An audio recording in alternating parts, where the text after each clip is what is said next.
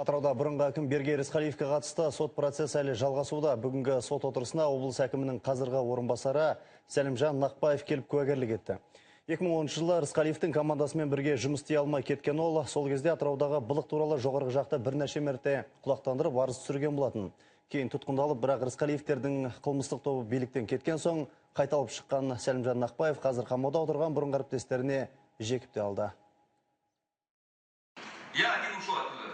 Өздерің білесіздер, қалай кеткенімізді, қалай қарылғанымызды білесіздер. Я же мог, как вы сидите и молча подписывать все. Не айтпайсыздар, қалай болып жатқандарын, өздерің ошибкаларыңызды жасамайсыздар. Вас заставили. Сендердің бір аяқтарың ана жаққа кетіп барады. Шындықты айтпайсыздар осы жерде. Сотқа қорғаушысын ерте келген Нақпаев сұрақтарға нақты жауап беруге тырысқанмен арада көп уақыттың өтуіне байланысты біраз нәрсенің есінен шығып қалған айтумен болды. Естеріңізге сала кетейік, 71 миллиардтан астам қазына қаржысын жымқырды деген Берге Рысқалиев пен оның сыбайластарына қатысты 11 блокқа бөлінген іс қаралып бітіп, енді кезек белгілі себептермен сотқа келмей қалған куәгерлерден жауап алынып жатыр.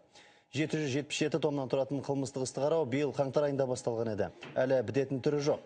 Сотқа кеп куәлік еткендердің көбінің есімде жоқ, білмеймін деген әңгімелері мен тергеу кезіндегі жауаптардан айнып қалуы да процестің созылуына әкеліп отыр.